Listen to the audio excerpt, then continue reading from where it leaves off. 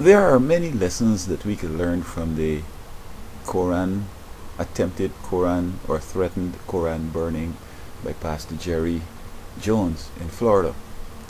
Um, there are people's thing and then there's national thing. I think this shows this guy, his education is need to be verified whether he really has a proper doctorate and whether he's mentally ill.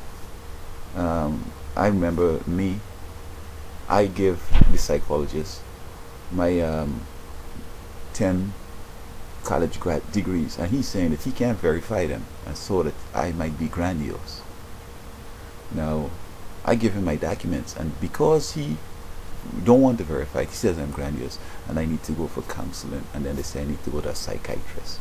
Here's this guy who's most grandiose. He's saying publicly that he has been assured this and this and that, and the mosque is going to move from ground zero area and all that stuff. So that's the hypocrisy in Florida. You're black. Now, if I were the one who had attempted that, they would have shoot me down or locked me up a long time, throw me in a mental institution. But here's a white guy and he looks presidential.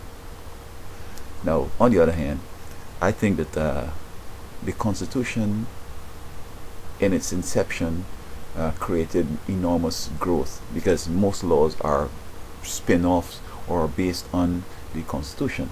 And so, whereas in Europe, only the king and the rich people probably had rights, the king of the state, and maybe some rich ones, our Constitution gives everybody rights, eventually, because again, only whites had it, and then blacks, with one of the amendments, was able to come on stream and be equal.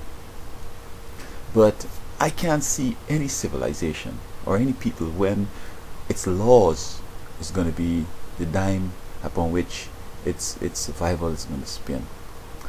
Um, this constitution, the way it is today, and how people are interpreting it, it's coming on with people could curse you, they could, do stupid stuff, burn up the flag, tell you anything they like. People paint up your vehicles and put the graffiti and say that that's freedom of speech and all that.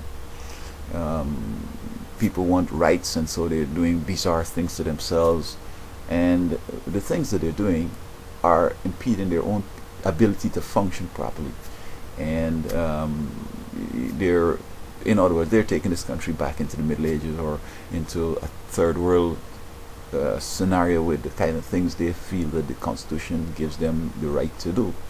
And I think that the Constitution, you see, the problem with the Constitution is this Constitution was written and given at the time when people were, in quotes, religious.